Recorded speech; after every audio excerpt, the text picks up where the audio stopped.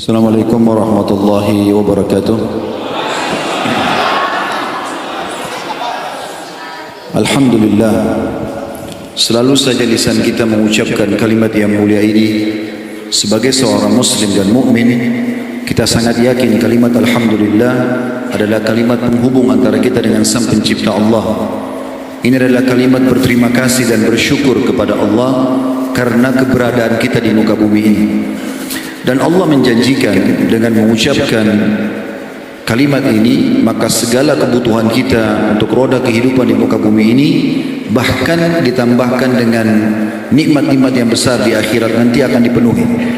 Maka jadilah orang yang selalu mengucapkan syukur dan alhamdulillah kepada Sang Pencipta Allah. Selanjutnya kita panjatkan salam hormat kita kepada Nabi besar Muhammad sallallahu alaihi wa ala alihi wa sahbihi wasallam, sebagaimana Allah telah perintahkan kita untuk mengucapkan salam hormat kepadanya, dan sebagai bentuk balas jasa 23 tahun dari masa hidup beliau semua dihabiskan untuk agama ini, sehingga sampailah kepada kita mana yang halal dan haram, mana yang Allah bolehkan, Allah perintahkan sehingga bisa dikerjakan dan nikmati, dan mana yang Allah larang sehingga bisa dijauhi. Pada kesempatan ini teman-teman sekalian, saya tidak bisa menyebutkan satu persatu, tapi saya menyebutkan atau saya cukup mengucapkan jazakumullah khairan untuk Pak Bupati dan seluruh jajarannya, seluruh DKI Masjid Raya Sopeng. Saya tidak ingat namanya masjid ini, tapi insya Allah seluruh DKI-nya kami ucapkan jazakumullah khairan juga atas berjalannya tablik akbar ini. Begitu juga seluruh teman-teman KHB tidak terkecuali, dan seluruh muslimin dan muslimat yang menghadiri acara kita ini. Semoga Allah subhanahu wa ta'ala mengikhlaskan niat kita dan menjadikan ini sebagai tambahan amal kita pada hari kiamat nanti. Allahumma amin. Kesempatan ini insya Allah kita akan bahas sebuah tema yang saya beri judul cara cerdas dalam beribadah. Kita sebagai seorang muslim wajib memahami firman Allah subhanahu wa ta'ala dalam surah Az-Zariyat. Allah berfirman tentang tujuan utama kita diciptakan di ayat 56-nya, A'udzu billahi minasyaitonir rajim, wa ma khalaqtul jinna wal insa illa liya'budun.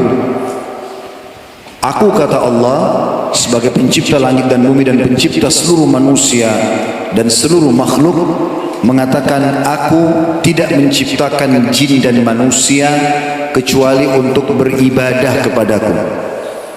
Jadi memang tujuan kita ada di muka bumi ini Bapak Ibu sekalian, memang untuk mengerjakan sholat, bakti dengan orang tua, berpuasa Ramadan, zakat dan sedekah, haji dan umrah, menghadiri majelis ilmu, berbuat baik sesama manusia, membantu orang susah, menjenguk orang sakit. Demikian juga dengan seluruh apa yang Allah perintahkan, serta menjauhi semua yang Allah larang. Itu tujuannya. Kalau ada orang yang memilih tujuan selain ini, maka dia keliru. Tentu tidak akan menemukan jalan yang terbaik selama di muka bumi ini.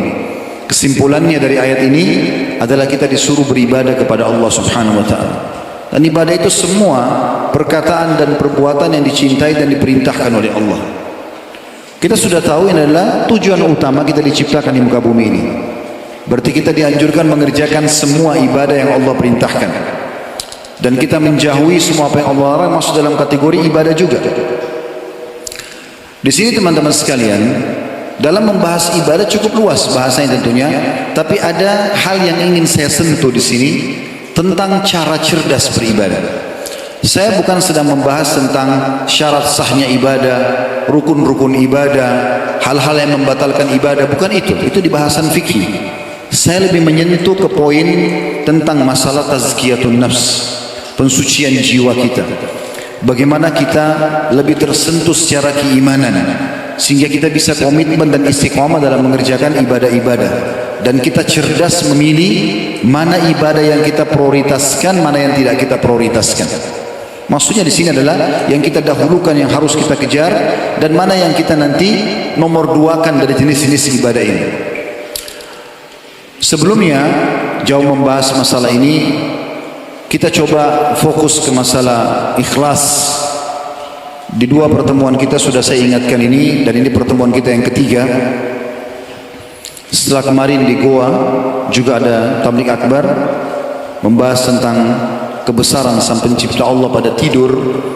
Dan tadi siang kita sudah membahas juga materi tentang keutamaan masjid yang sekarang insyaAllah cara cerdas beribadah. Saya mengingatkan kembali diri saya terutama dan teman-teman sekalian untuk ikhlas kepada Allah Subhanahu wa taala. Semua yang hadir di sini hadir karena Allah, bukan karena diajak oleh teman, bukan hanya sekedar mau tahu ramai atau tidak, bagus atau tidak bahasannya. Karena dalam majlis ilmu ini adalah bagian daripada ibadah kepada Allah, dibutuhkan keikhlasan. Renungi baik-baik sabda Nabi SAW, diriwayatkan oleh sahabat yang mulia Ad-Dahhak ibn Qais radhiyallahu anhu, yang berbunyi, Inna Allah tabaraka wa ta'ala yaqul, sesungguhnya Allah yang maha berkah dan maha tinggi berfirman, Ana khairu syarikin, aku adalah sebaik-baik sekutu. Faman asyraka ma'i syarikan fahuwa li syariki, siapa yang coba mempartnerkan aku dengan sekutu, maka aku akan berikan semua untuk sekutuku itu. Lalu Nabi SAW mengatakan, Ya ayyuhan nas akhlisu a'malakum, wahai sekalian manusia, oleh karena itu ikhlaskan, artinya murnikan hanya untuk Allah saja. Fa inna Allah tabaraka wa ta'ala la yakbalu minal amali illa ma khalusa lahu, karena Allah tidak akan pernah menerima, enggak ada nilainya, enggak ada balasannya baik di dunia maupun di akhirat kecuali yang ikhlas karenanya.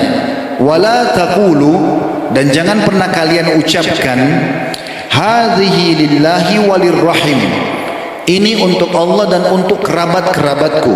Fa innaha lirrahim, karena itu akan untuk kerabat kalian. Misal contoh, kita silaturahim ke rumah keluarga, lalu kita katakan, saya datang ke sini karena Allah perintahkan dan karena kalian.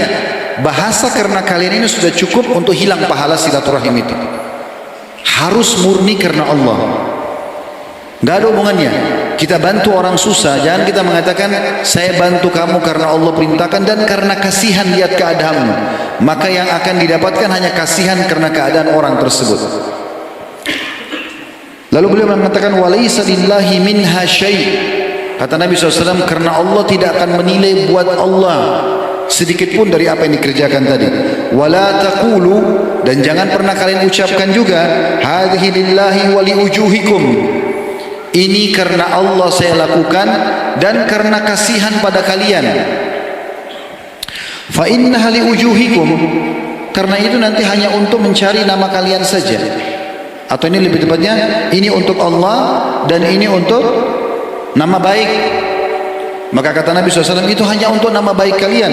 Walaysa lillahi minha syai', dan tidak akan dinilai oleh Allah sedikit pun.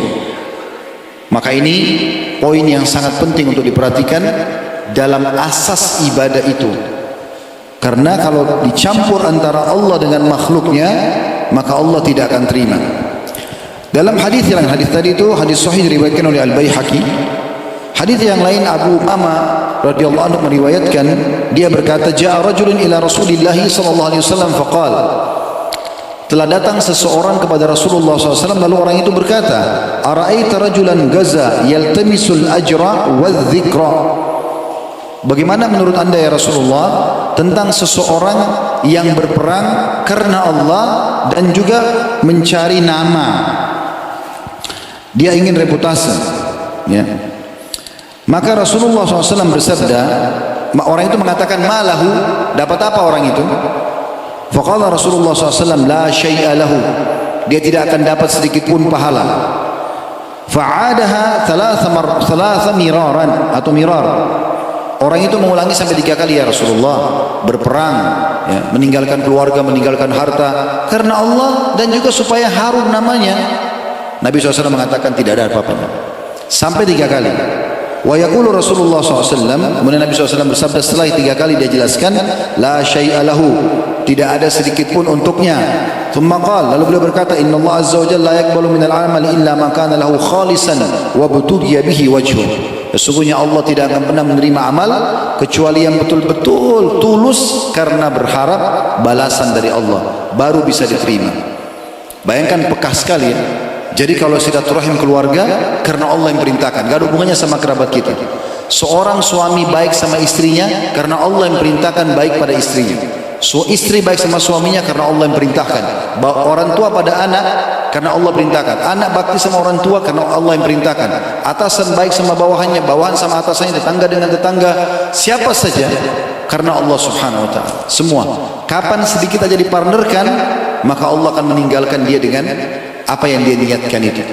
Maka ini penting teman-teman sekalian. Makanya banyak sekali orang berpikir dia sudah beramal banyak, di hari kiamat tidak bawa apapun.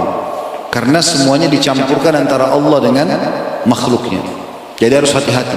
Ini poin pertama yang saya ingatkan, dan saya berdoa kepada Allah Subhanahu wa taala agar Allah mengikhlaskan niat kita semua selama kita beribadah kepadanya sampai ajal datang nanti insyaallah, dan semoga seluruh amal yang sudah kita kerjakan diterima juga dengan pahala yang sempurna. Allahumma amin.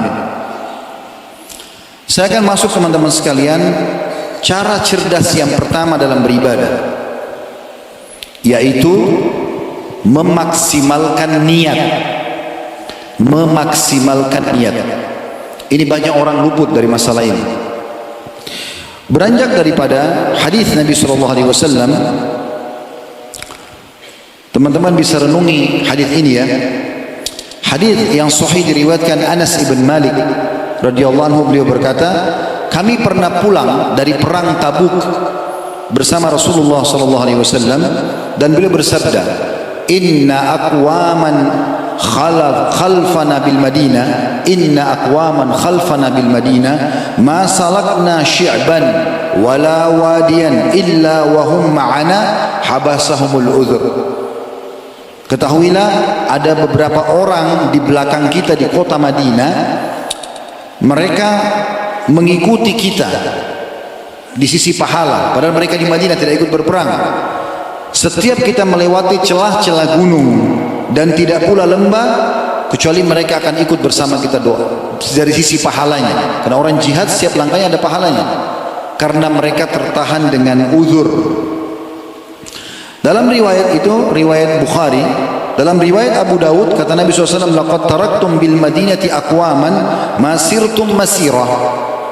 Sesungguhnya kalian telah meninggalkan beberapa orang di Madinah yang tidak kalian melangkah sebuah langkah, wala anfaqtum min nafaqah, dan tidak ada uang yang kalian sedekahkan di jalan Allah, wala qata'tum min wadin illa wa hum ma'akum fi, dan tidak juga kalian lewati lembah-lembah kecuali mereka akan bersama kalian dari sisi pahala. Qalu ya Rasulullah wa kaifa yakununa ma'ana wa hum bil Madinah. Bagaimana mereka, para sahabat bertanya, ya Rasulullah, bagaimana bisa mereka bersama mendapatkan pahala kita padahal mereka tidak ikut dalam jihad ini, dan mereka dari kota Madinah. Kata Nabi SAW, habasahumul marad, sesungguhnya mereka tertahan karena penyakitnya, tapi niat mereka kalau mereka tidak sakit mereka akan ikut berperang. Di dalam riwayat yang lain sahih, hadis ini sahih li ghairihi, dari hadis Abu Hurairah radhiyallahu anhu dan diriwayatkan oleh Ibnu Majah, kata Nabi SAW, innahum yub'atsun nasu ala niyatihim, sesungguhnya manusia akan dibangkitkan sesuai dengan niat-niat mereka. Jadi memang niat ini sangat berpengaruh, sangat berpengaruh. Renungi hadis ini. Hadis selanjutnya dalam masalah ini, kata Nabi SAW dari hadis Abu Qabsha al-Ammari radhiyallahu anhu, thalathatun uqsimu alaihinna wa uhaddithukum hadithan fahfadhuhu. Ada 3 perkara, kata Nabi SAW, di mana aku bersumpah atasnya. Artinya perhatikan baik-baik, karena ini harus kalian jaga, jangan sampai luput. Dan aku akan menyampaikan dalam bentuk hadis, maka hafallah baik-baik. Ini wasiat Nabi SAW. Apa yang beliau katakan? Qala ma naqasa malu 'abdin min sadaqah. Hafal baik-baik dan amalkan, tidak akan pernah berkurang harta seorang hamba karena sedekah.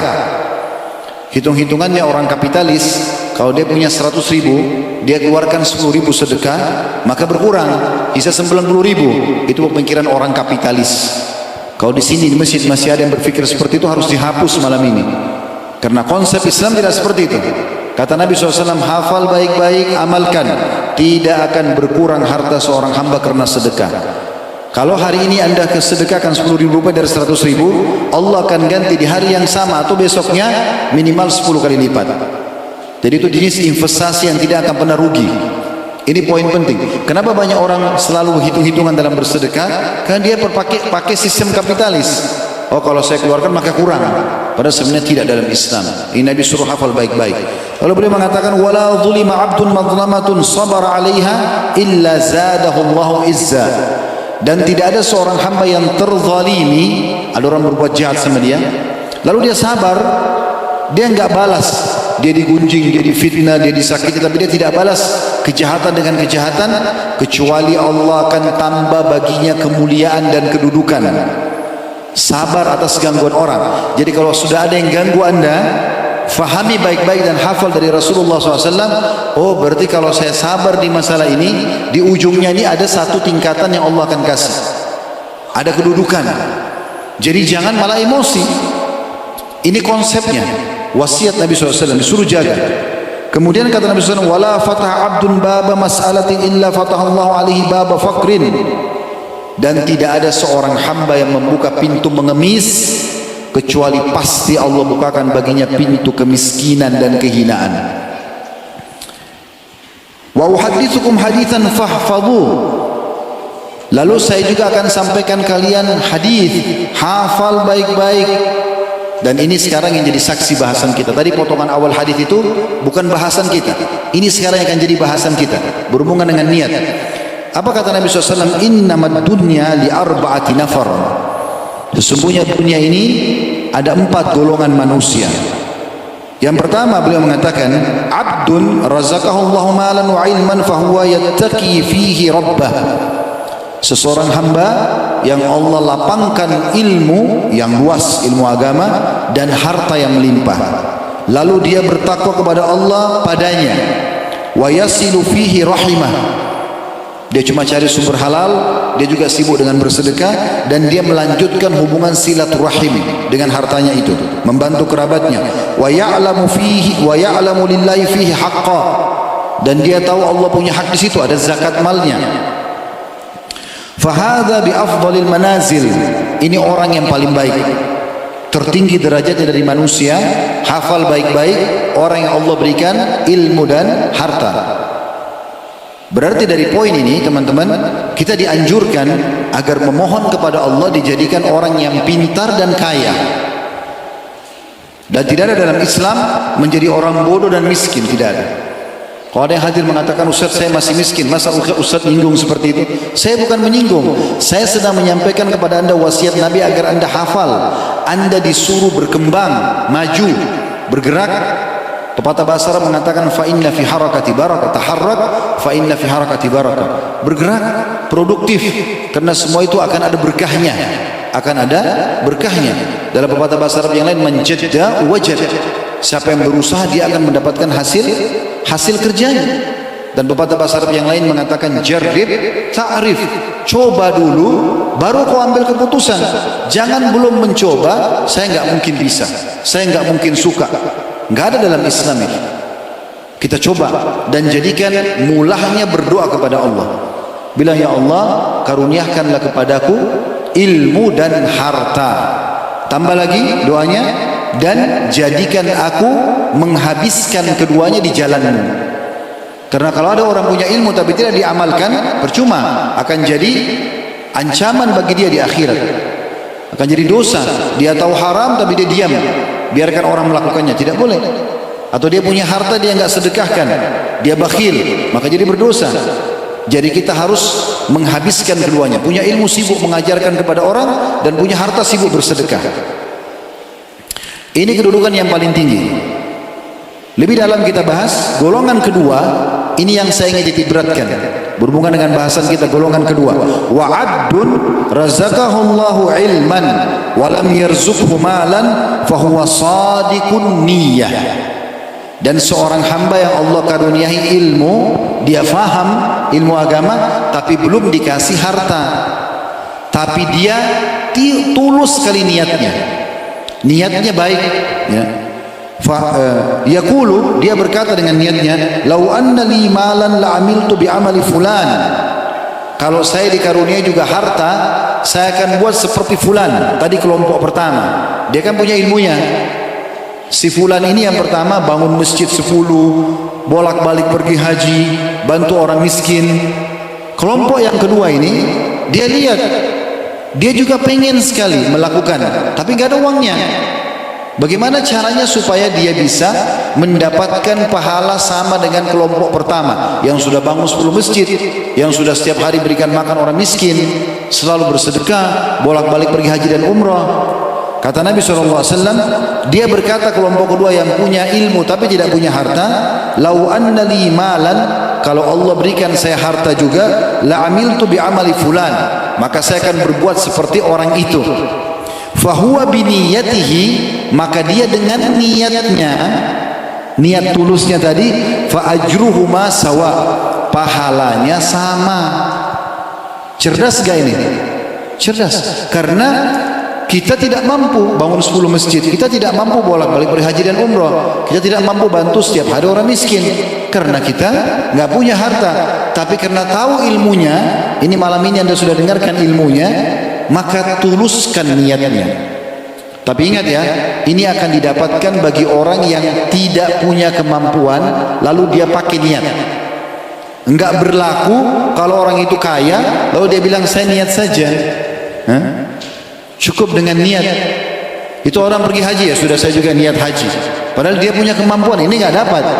Orang yang tidak punya kemampuan harta tapi dia ingin sekali. Dan ini teman-teman tarik kepada semua keadaan. Coba cerdas dalam faham ini ya. Kalau ada seorang ulama besar, Anda lihat di zaman Anda ini siapa ulama besar di dunia ini. Kita sama-sama melihat ada ulama besar siapa. Oh, ilmunya tersebar, buku-bukunya tersebar. Kita nggak mampu seperti dia. Dia sudah hafal Quran 30 juz, dia sudah banyak hafal hadis, dia sudah banyak tulis kitab. Kita baru mau belajar. Bisa nggak kita meraih derajat dia? Bisa nggak? Baru saya ajarin teorinya nih. Bisa. Niatkan dengan ikhlas. Ya Allah, kalau Engkau karuniakan kepadaku kemampuan seperti dia, aku akan buat yang sama. Kita lihat di musim haji, jemaah haji lagi lewat pakai bus menuju ke asrama haji. Kita nggak ada duit mau pergi haji. Bisa nggak kita dapat pahala haji seperti mereka? Bisa. Masih 10 orang yang jawab bisa, yang lain masih ragu rupanya. Bisa. Makanya judul kita cara cerdas beribadah. Asal benar-benar kita nggak punya duit pada saat itu, tapi kita lihat orang ini pergi haji, enaknya orang ini pergi haji. Tulus antara Anda sama Allah saja, jangan dengarkan orang lain. Dengarkan orang lain bisa riya. Dengar niat saya ini ya, nggak boleh itu.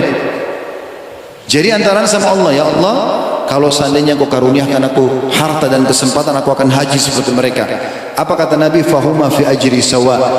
Dua-duanya sama pahalanya. Coba bagaimana jelinya kita bisa menangkap pahala, ya, karena niat kita. Makanya seorang salafus saleh berkata, aku berharap punya niat di seluruh amal saleh walaupun aku belum mampu mengerjakannya. Walaupun aku belum mampu mengerjakannya. Coba tarik lebih jauh ini teman-teman. Coba jeli. Ini subhanallah, saya kadang-kadang kalau renungi kejadian ini ya, hanya saya berpikir perlu saya sampaikan dalam ceramah, semoga bermanfaat gitu. Saya kadang-kadang kalau duduk merenung sendiri, saya berpikir sahabat-sahabat Nabi, bagaimana kedudukan mereka sekarang di sisi Allah. Abu Bakar, Umar, Utsman, Ali, Talha, Zubair radhiyallahu anhu ajmain, orang-orang yang satu jadi mertua Nabi, yang satu jadi anak mantu Nabi. Minimal mereka jadi sahabat Nabi, berperang bersama Nabi, tiap hari ketemu, makan sama Nabi. Kalau ada seorang alim ulama kita bersama dia saja terus kita sudah gembira. Bagaimana dengan bersama Nabi SAW? Ini luar biasa. Pahala mereka sangat banyak gitu kan? Tapi kita tidak hidup di masa mereka. Bisa nggak pahala kita bersama sama dengan sahabat nanti di surga? Bisa. Innamal a'malu binniyat. Semua sesuai dengan niat. Ya Allah, andai saja Engkau hidupkan aku di masa Nabimu, aku akan juga melakukan seperti mereka. Tapi ikhlas tulus karena Allah. Bukan mustahil hari kiamat Anda bersama bertetangga dengan Abu Bakar di surga. Ini kecerdasan dalam beribadah. Nabi SAW sudah berikan kaidahnya. Makanya Nabi bilang, fahfadhu, hafal baik-baik ini. Ya. Lalu kata Nabi SAW,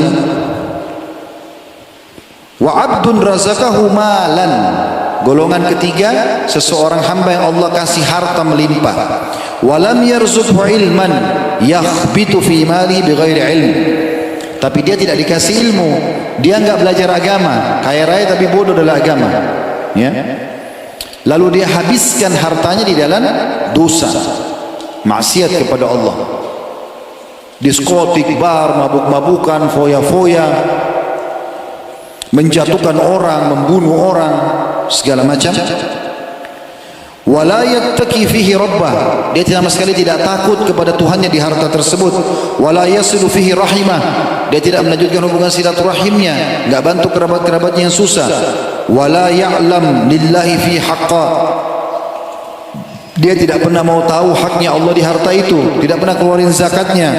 Fahadha bi akhbathil manazil, ini kedudukan yang sangat buruk, golongan ketiga. Yang keempat, yang terakhir ini yang paling buruk. Wa abdun lam yarzuqhum Allahu malan wala ilman fahuwa yaqul, seorang hamba yang tidak punya harta, tidak juga punya ilmu, sudah miskin, enggak mau juga belajar agama, bodoh. Lalu uniknya dia bilang apa? Lau anna li malan la amiltu fihi bi amali fulan fahuwa bi niyatihi fa wizruhuma sawa. Dia lihat golongan ketiga. Lalu dia bilang, yang tadi yang kaya raya tapi tidak punya ilmu, lalu dihabisin hartanya di dosa. Lalu dia mengatakan, kalau saya punya juga sama harta, saya buat sama seperti dia. Maka kata Nabi SAW, dosanya sama. Dia enggak bangun diskotik, dia enggak bangun bar, dia enggak mabuk-mabukan, dia enggak nipu orang, dia enggak bunuh orang, tapi dia niat, kalau dia juga dikasih kekayaan sama dengan orang kaya itu, dia akan buat yang sama. Maka sama dosanya. Hati-hati. Jadi kita jadi golongan yang pertama atau minimal yang kedua. Minta Allah berikan harta dan ilmu. Kalau tidak bisa, minimal perdalam ilmu agama. Karena dengan faham agama, kita bisa raih semuanya dengan niat kita. Ya. Ini poin yang sangat penting berhubungan dengan masalah kecerdasan dalam ibadah. Hadis yang lain, ya, yang menguatkan bahasan kita adalah hadis yang sahih dari Abdullah bin Abbas radhiyallahu anhuma. Beliau berkata bahwasanya Rasulullah SAW bersabda, Inna Allah katabal hasanati was sayyiat, sesungguhnya Allah sudah menetapkan kebaikan-kebaikan dan keburukan-keburukan. Allah sudah jelaskan mana perbuatan-perbuatan baik, mana perbuatan-perbuatan dosa. Thumma bayyana dzalika fi kitabihi, dan Allah sudah jelaskan itu dalam kitabnya Al-Quran. Faman hamma bihasanatin falam ya'malha, siapa yang baru niat, bertekad mengerjakan satu amal kebaikan, belum dia kerjakan, katabahullahu indahu hasanatan kamilah, Allah langsung catat di saat itu juga pahala lengkap ibadah itu. Jadi misalnya mau tidur malam, niat sholat tahajud, belum kita sholat nih, belum tidur, baru niat, insya Allah nanti jam 3 saya bangun, di saat itu dapat pahala lengkap sholat malam. Misalnya tadi majelis ilmu ini, pada saat anda belum datang di pagi hari atau siang hari, tadi sudah niat, nanti malam saya mau datang ke Masjid Raya, Masjid Agung misalnya, saya mau datang, sudah niat, maka sudah dapat pahala majelis ilmu. Lalu bagaimana kalau kita sempat kerjakan? Perhatikan, fa in hamma biha fa'amilaha katabaha Allah indahu 10 hasanat ila 700 dhi'fin ila adhafin katsira. Kalau dia kerjakan apa yang sudah dia niatkan itu dari kebaikan, dia sholat malam, dia bangun, dia hadir di majelis ilmu, dia sebelum keluar rumah dia niat sedekah, sudah dapat pahala lengkap. Pada saat dia kerjakan, dicatatkan baginya 10 kali lipat dari niat, dari ibadah itu, sampai 700 kali lipat, bahkan kelipatan-kelipatan yang banyak. Berarti jenis ibadah semua yang kita mau kerjakan teman-teman, misalnya sholat 5 waktu, di saat kita sebelum sholat subuh, sebentar malam kalau mau tidur, niat akan sholat tahajud dan sholat subuh, sudah dapat pahala sholat malam dan sholat subuh. Kalau anda meninggal, sudah dapat pahala lengkap. Kalau anda kerjakan 10 kali lipat sampai 100 sampai 700 kali lipat, dan bahkan kelipatan yang banyak tergantung keikhlasan. Selepas sholat subuh, niatkan saya akan kerjakan hari ini sholat duhur, sholat asar, sholat maghrib, sholat isya, dapat pahala lengkap tuh. Satu. Kapan kita kerjakan duhurnya, dapat 10 kali lipat sampai 700 kali lipat.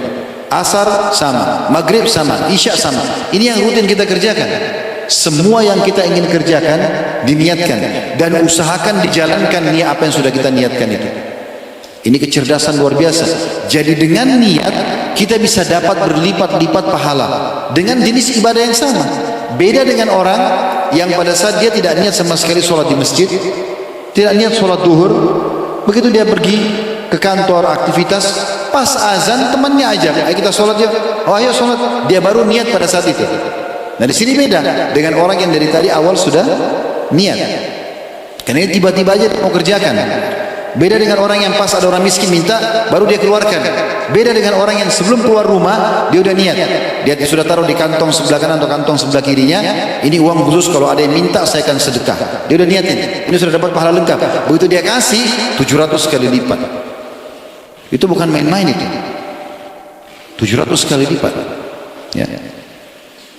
Kemudian kata Nabi SAW, wa man hamma bi sayyi'atin falam ya'malha katabaha Allah indahu hasanatan kamilah. Siapa yang niat mau buat dosa lalu dia batalkan, dia enggak mau kerjakan karena Allah, dicatatkan baginya satu pahala. Dia niat berzina, dia niat menipu, dia niat menggunjing, memfitnah, membunuh, mengganggu orang, apa saja. Tapi tiba-tiba pada saat dia mau jalankan dia batalkan. Enggak deh, Allah larang, dapat pahala lengkap. Karena batalin niat buruknya. Jadi kalau di sini ada yang hadir punya niat-niat buruk, apakah dia kena dendam sama orang, dia benci sama orang, ada sesuatu yang dia niatkan, batalkan, jadi pahala. Tidak usah jalankan.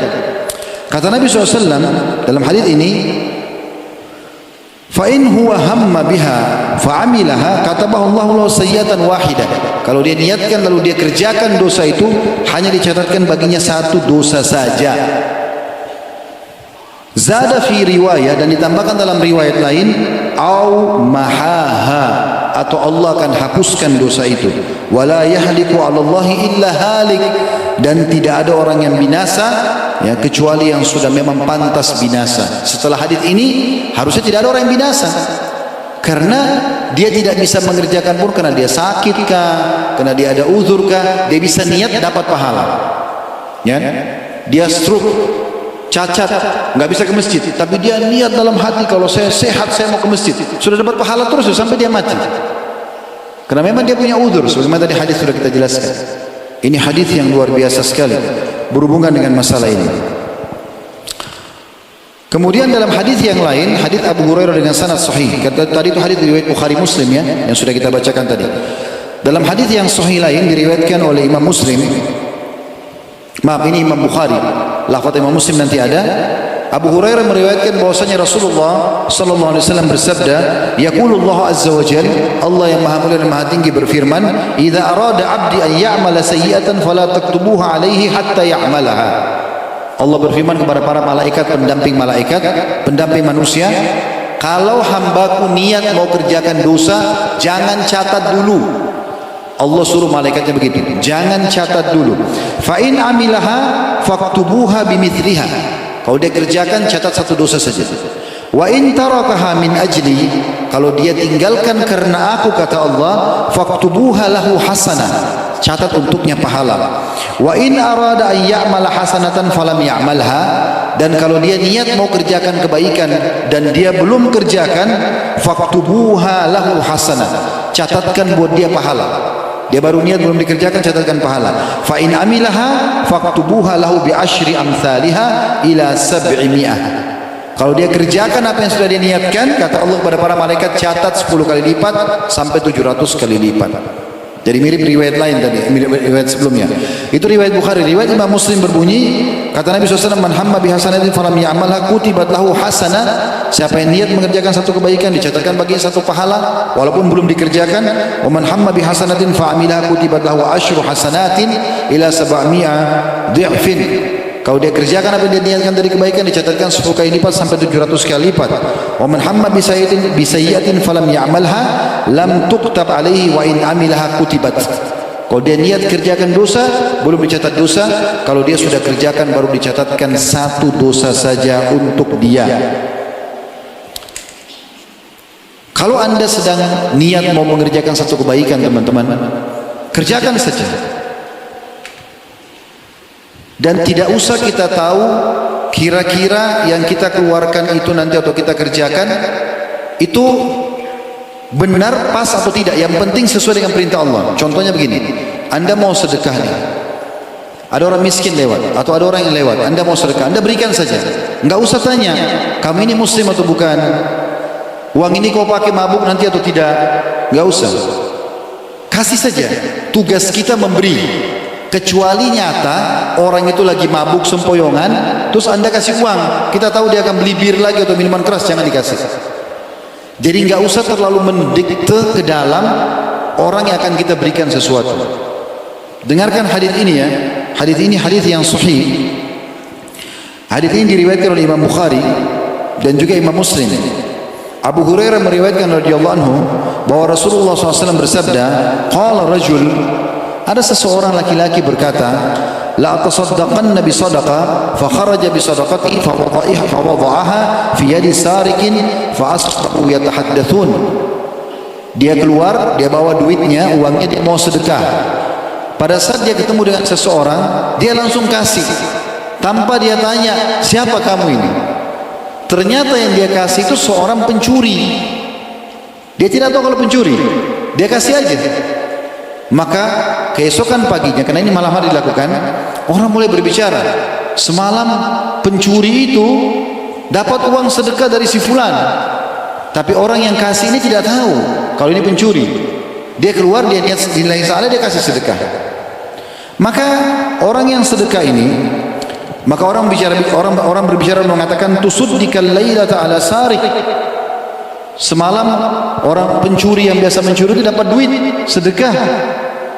Maka orang yang bersedekah ini baru dengar. Faqal, lalu dia berkata, Allahumma lakal hamdu ala sarik. Dia bilang, alhamdulillah, engkau telah mudahkan aku bersedekah pada pencuri itu. Dia enggak menyesali, karena kan dia tidak tahu, tapi niatnya mau sedekah. Lalu dia bilang, la atasaddaqanna bi sadaqah. Saya malam ini mau sedekah lagi, malam kedua. Fa kharaja bi sadaqati fa wada'aha fi yadi zaniyah.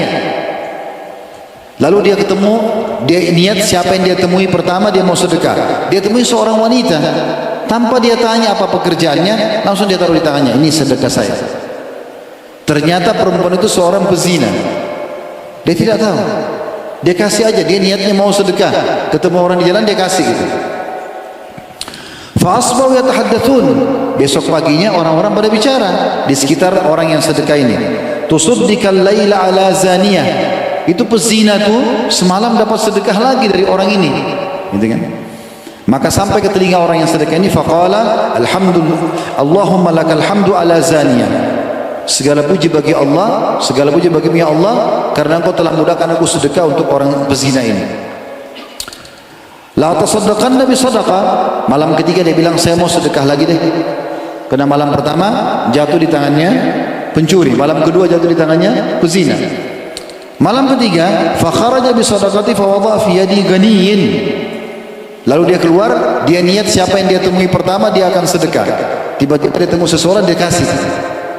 Ternyata yang dia kasih ini orang paling kaya di kampung itu, di negeri itu. Dia tidak tahu, dia cuma sedekah saja. Dalam beberapa asar yang lain disebutkan, ternyata orang yang kaya ini memang orang sangat pelit, nggak pernah bersedekah.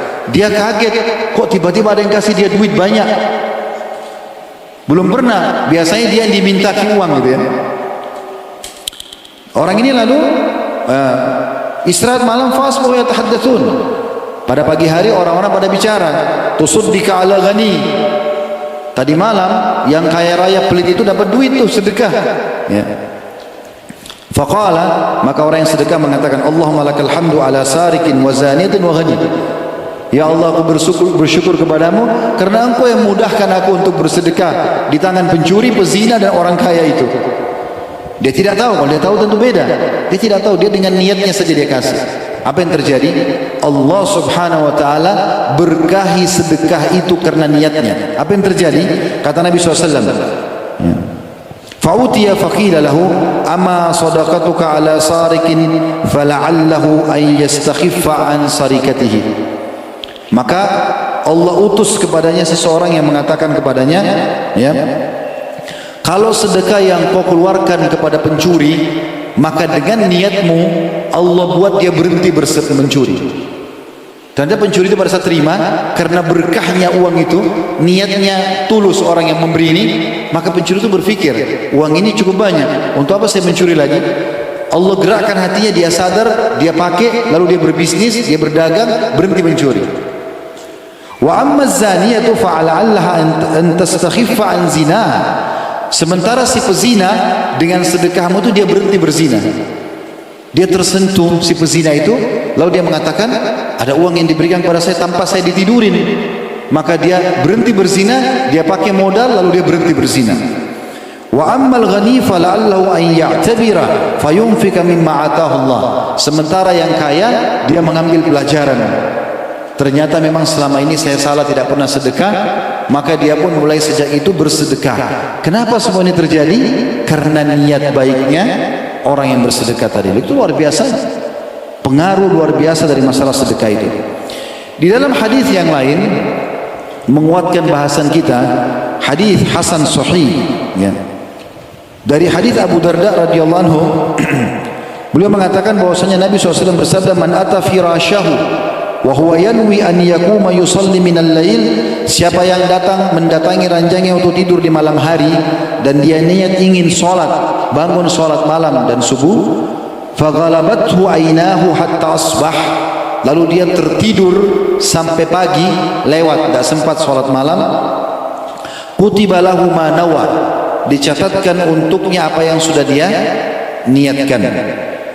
Wa kana naumuhu shadaqatun alaihi min rabbih, dan tidurnya itu sedekah Allah untuk dia. Sedekah Allah untuk dia. Jadi dia sudah ketiduran, lewat azan subuh baru bangun, tapi karena dia niat mau sholat malam, dapat pahala sholat malam lengkap dengan niatnya. Tidurnya sedekah dari Allah. Ini mirip dengan hadis kalau anda ingat tentang orang yang makan siang hari Ramadan tapi lupa, bukan sengaja dia lupa. Kata Nabi SAW, dia lanjutkan puasanya dan makanan yang sudah makan sedekah dari Tuhannya. Jadi seperti itu. Ini bagaimana teman-teman sekalian kita cerdas dalam melakukan dan menyusun niat kita dalam masalah ibadah ini. Melanjutkan bahasan kita teman-teman sekalian, cara cerdas dalam beribadah, dan kita sudah memberikan banyak dalil tentang masalah bagaimana seorang muslim dan muslimah bisa meraih pahala maksimal dengan niatnya. Hanya saja ada poin penting harus digarisbawahi. Pada saat kita diberikan kesempatan untuk ibadah kepada Allah Subhanahu wa taala, atau juga diberikan kesempatan untuk niat seperti ini, sekali lagi saya ingatkan, kontrol keikhlasannya. Kontrol keikhlasannya. Saya kasih contoh begini supaya lebih memahami masalah ikhlas. Tulus bahasa kita ya, bahasa Indonesia itu tulus. Kalau seandainya ada seorang muslimah, seorang ibu masak makanan, dia tulus dalam masak buat suaminya, buat orang tuanya, walaupun bumbu yang sama, dengan bahan-bahan yang sama, perangkat yang dipakai untuk masak juga sama, dengan orang lain yang tidak tulus akan beda rasanya. Jadi itu pengaruhnya besar sekali. Pada saat orang itu tulus, tidak berharap ada balasan apa-apa, semua dia kerjakan itu hanya supaya bisa memberikan yang terbaik. Itu maknanya kurang lebih. Kalau Allah Subhanahu wa taala mudahkan seseorang di antara kita teman-teman menghafal Al-Quran misalnya, Allah berikan dia hafalan yang banyak, suara yang indah, atau Allah berikan dia melimpah harta sehingga dia bisa leluasa melakukan banyak kegiatan-kegiatan amal soleh, atau dia berjihad, ya, sehingga dia bisa berperang dan banyak mengalahkan musuh-musuh Allah, maka di sini butuh keikhlasan.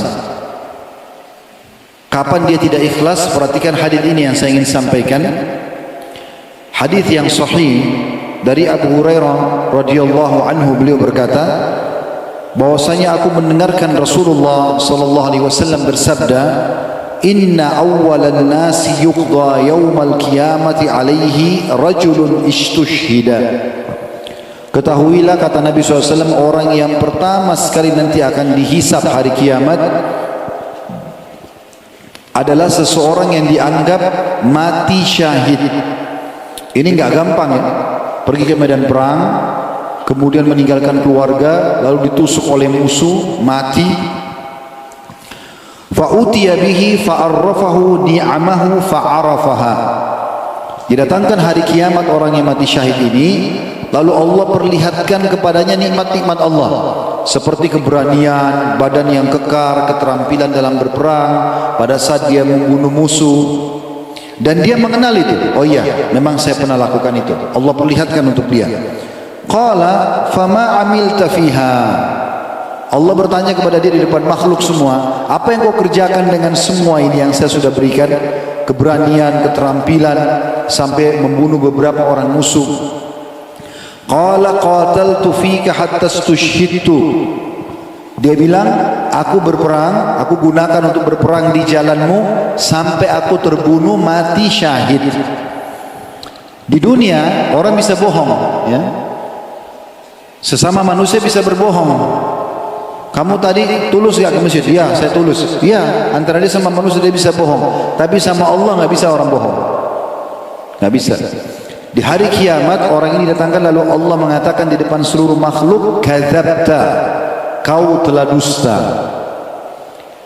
Walakinnaka qatalta li an yuqala fulanun jari. Tapi kau berperang dengan tujuan agar kau dikatakan pemberani, perkasa. Wa faqad qil, dan itu sudah diucapkan. Kau sudah dapat pujian itu. Jadi kalau ada teman-teman yang niat menggabungkan ibadahnya dengan urusan dunia, Allah kasih dia apa yang dia inginkan dari dunia. Pujian orang, ya, harta melimpah, ada yang dia dapat, tapi dia nggak akan dapat di akhirat sesuatu. Orang ini tadinya Allah berikan keterampilan dalam berperang, badannya kekar, dia bisa membunuh musuh. Sebenarnya tinggal satu langkah lagi, dia ikhlas saja. Pas mati masuk surga. Tapi karena dia tidak ikhlas, muncul perasaan dia, ya, untuk menunjukkan kalau dia itu perkasa, maka masuk neraka. Kata Nabi SAW, thumma umira bihi fasuhiba ala wajhi hatta ulqiya finnar. Lalu diperintahkan agar dia diseret di atas wajahnya, kakinya di atas, wajahnya di bawah, diseret lalu dilemparkan ke dalam api neraka. Ini orang mati syahid, ya. Harus betul-betul murni karena Allah. Ada satu orang dulu di Madinah namanya Kazman. Orang ini teman-teman terkenal perkasa sekali. Waktu masuk di medan perang di Uhud, ya, di perang Uhud, badannya kekar, keterampilannya luar biasa, sampai membuat sahabat-sahabat kagum. Dia maju ke musuh sendirian, dia tebas sana, dia tebas sini, banyak korbannya dari orang-orang kafir Quraisy. Sampai menjadi buah bibir. Apa kata para sahabat? Orang ini ahli surga. Kelihatan dia perkasa sekali, dia berani sekali, dan ini sedang jihad, sedang perang di jalan Allah. Apa kata Nabi SAW? Tidak, dia di neraka. Maka sahabat penasaran, ada yang ikutin, kok bisa orang sehebat ini banyak membunuh musuh, dan dengan kalau dia mati di medan perang di jihad kan masuk surga. Maka waktu diikutin, ternyata dengan hikmah Allah terjadi, ada satu musuh yang menebaskan pedang ke arah betisnya atau lututnya sehingga luka, mengucurkan darah yang sangat banyak. Apa yang terjadi? Orang ini ke pinggir lapangan medan perang, dia ke pinggir medan perang, kemudian dia turun dari kudanya, lalu dia mengambil pedangnya, dia bunuh diri, dan dia mengatakan, saya berperang karena kaum saya, bukan karena Allah. Padahal sudah tinggal satu langkah lagi orang ini, tinggal satu langkah lagi masuk surga. Golongan kedua, kata Nabi SAW, wa rajulun ta'allama al-ilma wa 'allamah. Orang yang belajar agama kemudian dia mengajarkan. Wa qara'a al-Qur'ana fa utiya bihi, dan dia suka baca Quran.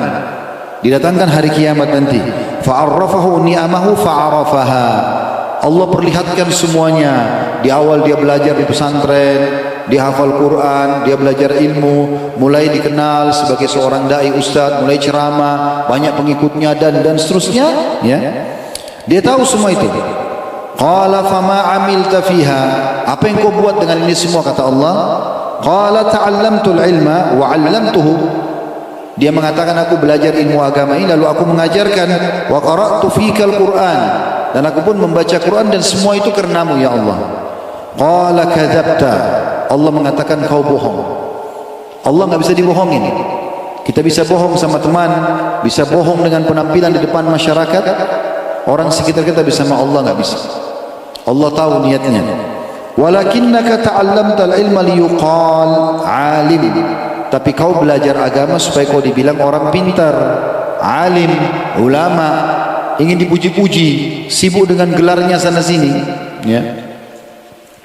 Wa qara'tal Qur'ana liyuqal huwa qari', dan kau baca Quran supaya kau dikenal sebagai seorang qari', pembaca Al-Quran yang indah suaranya. Faqad qil, dan sudah diucapkan itu. Kau sudah dapat orang puji-puji, namamu harum, orang bilang kau qari', disebar sana sini, ya. Suara lantunan tilawahnya. Thumma umira bihi fasuhiba ala wajhi hatta ulqiya finnar. Lalu Allah perintahkan agar wajahnya diseret dan dilemparkan ke api neraka. Bayangkan ini, seorang dai, seorang alim dan pembaca Quran, tapi karena satu masalahnya, tidak ikhlas, bukan karena Allah, hanya cari ketenaran, ya sudah begini, ya. Kemudian yang ketiga, wa rajulun wassa'allahu alaihi wa atahu min asnafil mal, seseorang yang Allah bukakan baginya pintu rezeki dan diberikan dia dari berbagai macam jenis harta. Fa utiya bihi fa arrafahu ni'amahu fa arafaha, lalu datangkan hari kiamat, diperlihatkan semua, dari awal mulai dia dagang kecil-kecilan sampai punya toko, sampai punya ini, sampai punya itu, sampai diperlihatkan kaya rayanya. Lalu dia tahu, oh iya memang saya bekerja dan sampai seperti itu. Qala fama amilta fiha, dikatakan padanya, apa yang kau buat dengan harta semua ini? Qala ma taraktu min sabilin tuhibbu an yunfaqa fiha illa anfaqtu fiha lak. Aku tidak temukan satu pun jalan yang bisa kesempatan bersedekah di jalanmu kecuali aku lakukan, dan itu karenamu ya Allah. Semua sedekahku kan karenamu. Allah mengatakan kadzabta, kau telah dusta. Walakinnaka fa'alta liyuqal huwa jawad, tapi kau kerjakan itu sedekah, lakukan banyak kegiatan supaya kau dibilang dermawan. Faqad qil, dan sudah diucapkan, kau sudah dapat pujian itu. Thumma umira bihi fasuhiba ala wajhi thumma ulqiya finnar, kemudian diperintahkan untuk diseret wajahnya dan dilemparkan ke dalam api neraka. Dan ini sebuah peringatan yang luar biasa yang harus kita hati-hati teman-teman sekalian. Semoga Allah ikhlaskan niat kita, ya. Semoga Allah ikhlaskan niat. Makanya kalau kita ikhlas itu teman-teman, efeknya luar biasa gitu. Efeknya luar biasa. Kadang-kadang hanya dengan satu penyampaian kita sampaikan, tapi kalau kita ikhlas, efeknya besar kepada orang gitu. Beda kalau orang cuma cari nama, cari reputasi, cari ketenaran, biar juga bagus penyampainya, orang tidak berbekas, pulang bagus selesai, nggak ada efeknya. Orang amalkan atau tidak? Tidak. Gitu. Sama dengan sedekah, orang puji aja tapi uangnya nggak berkah. Begitu juga dengan jihad, hanya pujian-pujian saja, tidak ada gunanya. Dan sudah saya singgung tadi siang, kalau Anda masih ingat, pujian orang itu hanya sepanjang lidahnya, tidak ada manfaatnya. Ada orang setengah mati sholat malam, semalam suntuk, malam kerja sholat, besok pagi dia hancurin dengan satu kata. Dia tanya, syaitan bisikin, tadi malam kau sholat, coba tanya teman-temannya sholat nggak? Dia ngomong sama temannya, kamu sholat malam nggak? Enggak. Oh, saya tadi malam sholat, habis malam itu. Dalam 1-2 detik habis yang 2-3 jam dia sholat. Ini bahayanya, harus hati-hati. Makin orang tidak tahu amal kita makin bagus. Biarkan antara kita sama Allah. Kecuali amal itu memang terpaksa orang lihat. Contoh, kita di majelis begini kita nggak bisa sembunyi. Kita pergi haji dan umroh nggak bisa kita sembunyi. Orang lihat, ya. Tapi cukup orang yang lihat saja. Tidak perlu teman-teman antum pulang dari sini lalu kemudian pamer sama orang, tulis status saya baru pulang ta'lim. Untuk apa? Untuk apa kira-kira? Coba tanya diri sendiri. Untuk apa? Supaya orang bilang, oh baru belajar. Begitu? Hati-hati, hilang loh pahalanya. Tidak usah. Untuk apa tulis status? Itu kan? Untuk apa bahasakan ke orang? Kamu semalam hadir nggak di masjid saya? Nggak hadir. Oh, saya hadir tuh. Kamu kemarin sholat di masjid nggak? Enggak. Oh, saya kemarin 5 waktu sholat nggak ketinggalan. Hilang semua. Tujuannya hanya 4 huruf, ingin dipuji. Apa yang didapatkan? Badannya tambah gemuk kalau dipuji? Tambah kaya, tambah sehat, tambah pintar, tambah kekar, nggak ada yang didapat. Nggak ada manfaatnya pujian, nggak ada manfaatnya. Pujian nggak boleh. Bahkan kita dilarang dalam syariat Islam, kalau ada saudara kita muslim berbuat ibadah bagus, kita puji nggak boleh. Dilarang. Pernah ada orang sholatnya khusyuk sekali di masjid Nabi SAW, khusyuk sekali sholatnya. Ada satu sahabat duduk di sebelah Nabi, lalu dia mengatakan, ya Rasulullah, saya cinta sama orang ini. Ini luar biasa, sujudnya, rukuknya, i'tidalnya, semua tumaknina, tenang. Ini orang luar biasa, saya cinta sama dia. Ibadahnya bagus sekali. Kata Nabi SAW, jangan kau dengarkan dia, karena kalau kau dengarkan, kau binasakan dia. Jangan sengaja puji, nggak usah. Lebih baik kita diam saja. Dan kelihatan orang kalau ikhlasnya nggak butuh dipujian, memang begitu. Ya udah terserah. Ya, masalah orang terima nggak terima penyampainya itu urusan Allah, bukan urusan kita. Nabi Muhammad SAW saja diperintahkan untuk menyampaikan, bukan memaksakan hidayah pada orang. Nggak bisa. Dakwah itu penyampaian, bukan penerimaan. Kalau ada orang target dakwah untuk diterima, ini keliru. Karena orang kan punya pikiran, dia berpikir bagus nggak ya, hatinya mungkin perlu digerakkan dulu, mungkin tergerak, Allah berikan. Itu Allah punya urusan. Tugas kita menyampaikan. Yang penting ikhlas, Allah berkahi. Itu poin yang penting yang harus digarisbawahi teman-teman sekalian. Jangan juga pernah hubungkan antara urusan akhirat sama dunia ini. Dunia boleh kita kerjakan, tapi jangan tunggangi akhirat Anda dikemas dengan masalah dunia. Perhatikan hadisnya, begini maksudnya. Dalam hadis yang sahih, hadis ini diriwayatkan Ahmad, Ibn Hibban, Al-Baihaqi juga Al-Hakim. Dari hadis Ubay bin Ka'ab radhiyallahu anhu, beliau berkata bahwasanya Rasulullah SAW bersabda, "Bashir hadhihi al-ummata bis-sana'i wad-dini war-rif'ah." Sampaikan berita gembira kepada umat ini bahwasanya mereka akan mencapai meraih kemuliaan, agama mereka akan tersebar dan ketinggian jabatan. Umat Islam ini akan memimpin dunia. Kata Nabi SAW, sampaikan kepada umat ini, enggak usah khawatir. Kalau mereka jalankan syariat Allah Subhanahu wa taala, mereka akan Allah kasih kekayaan, Allah kasih jabatan. Nabi SAW bilang itu. Wat tamkin fil ard, bahkan mereka akan memiliki kedudukan, kekuasaan di muka bumi. Faman amila minhum amal al-akhirati lid dunya, tapi ketahuilah, siapa di antara mereka yang berbuat amal akhirat untuk dunia, dia tunggangi jabatannya, bangun masjid untuk supaya dipuji orang, luaskan jalan, gali sumur, fasilitas umum hanya untuk dipuji oleh orang. Sebenarnya itu amal akhirat, bisa dia panen di akhirat, tapi untuk dipuji di dunia, wal lam yakun lahu fil akhirati min nasib, ketahuilah dia tidak akan pernah panen apapun di akhirat. Nol, tidak ada pahala sama sekali yang dia bisa dapatkan. Ini poin juga harus diperhatikan baik-baik. Kemudian teman-teman sekalian, kita pindah ke poin yang kedua. Setelah kita menjaga niat kita, bagaimana ikhlas dan juga bagaimana kita coba selalu niat mengerjakan setiap amal walaupun belum sempat kita lakukan, atau ada orang yang mengerjakan kita tidak mampu, kita niatkan mengerjakan bila Allah mudahkan. Itu poin cara cerdas pertama. Yang kedua adalah maksimalkan doamu. Doa. Teman-teman, kalau Allah tidak izinkan, kita tidak akan pernah bisa duduk di sini. Kalau Allah tidak izinkan, saya nggak bisa bicara sekarang, saya tidak bisa ucapkan apa-apa. Kalau Allah tidak izinkan hati antum tidak akan terbuka hatinya mendengarkan ceramah. Tidak akan mudahkan kita menikah, punya anak, punya pekerjaan, punya teman. Kalau Allah tidak mau, nggak bisa semua. Maka jangan pernah jangan pernah berpikir ini karena kemampuan kita, enggak. Karena Allah Subhanahu wa taala.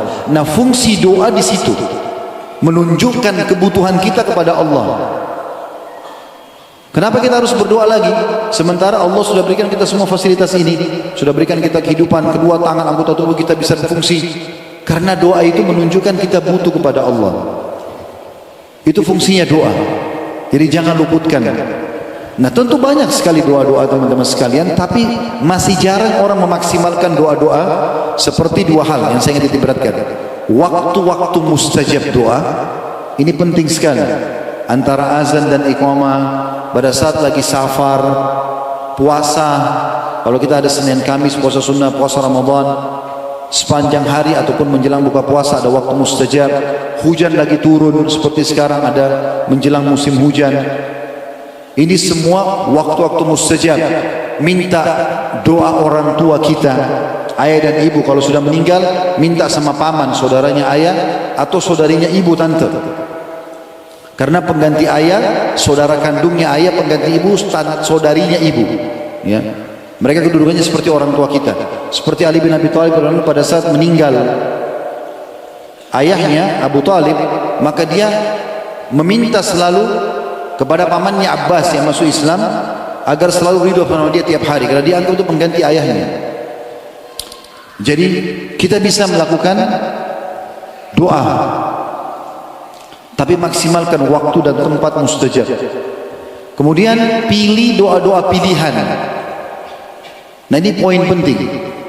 Saya ingin sampaikan ada riwayat yang perlu kita perhatikan teman-teman sekalian. Coba renungi riwayat ini ya.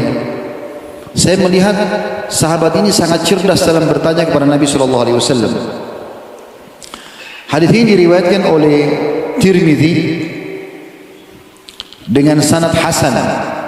Ada ulama yang melemahkan hadis ini, tapi Tirmidzi menghasankannya. Dari Abu Umamah radhiyallahu anhu berbunyi, beliau mengatakan, qala da'a Rasulullah sallallahu alaihi wasallam, da'a Rasulullah sallallahu alaihi wasallam bidu'ain katsir. Rasulullah SAW berdoa dengan doa yang sangat banyak. Lam nahfadhu minhu syai'a. Sampai-sampai saking banyaknya hampir kami tidak bisa menghafalnya. Qulna, lalu kami berkata, ya Rasulullah, wahai utusan Allah, da'auta bidu'ain kathirin lam nahfadh minhu syai'a. Anda banyak sekali mengamalkan doa-doa dan hampir tidak ada yang kami bisa hafal karena banyaknya. Lalu apa yang dia tanya? Dia bilang begini. Faqal, maksudnya dia ini, bagaimana kami bisa menghafal ini semua? Doanya terlalu banyak. Faqal, maka Nabi SAW mengatakan, ala adullukum ala ma yajma'u dzalika kullah? Mau enggak aku ajarkan kalian satu doa sudah menggabungkan semua doa yang saya baca? Coba perhatikan ya. Jadi kalau anda baca satu doa ini, seperti anda sudah baca semua doa yang Nabi pernah baca. Tentu kita semua mau, ya. Kemudian setelah Nabi SAW mengatakan, taqul, bacalah, Allahumma inni as'aluka min khairi ma sa'alaka minhu nabiyyuka Muhammadun sallallahu alaihi wasallam. Ya Allah, aku minta semua apa yang pernah nabimu Muhammad sallallahu alaihi wasallam minta dari kebaikan-kebaikan. Semua yang beliau pernah minta, ya Allah, aku minta juga. Karena kita tidak bisa rincikan satu persatu. Dan ini ajaran Nabi. Ini bukan hal yang ringan ya. Anda renungi dengan hati nurani anda, ini luar biasa bobotnya. Wa a'udzu bika min syarri masta'adha minhu nabiyyuka Muhammadun sallallahu alaihi wasallam. Dan aku berlindung kepadamu ya Allah dari semua yang pernah nabimu Muhammad sallallahu alaihi wasallam berlindung darinya. Semua yang buruk-buruk Nabi pernah berlindung, aku juga berlindung tanpa dirincikan. Wa antal musta'an, engkaulah tempat kami minta tolong. Wa alaikal balagh, dan dari sisimu lah penerimaan. Wala haula wala quwata illa billah, tidak ada daya dan kekuatan kecuali dari sisimu. Jadi dengan membaca satu doa ini, anda seperti sudah membaca semua doa yang pernah Nabi SAW baca. Dari semua kebaikan beliau pernah minta, dari semua keburukan yang pernah beliau berlindung. Kalau tidak hafal bahasa Indonesia bisa, ya Allah, aku minta dari semua kebaikan yang pernah Nabi SAW minta, dan aku berlindung kepadamu dari seluruh keburukan yang pernah Nabi berlindung darinya. Engkau tempat kami meminta tolong, dari sisimu lah penerimaan doa, dan tidak ada daya dan kekuatan kecuali dari sisimu. Baca itu, kita dapat semua apa yang Nabi pernah minta. Ini luar biasa ya.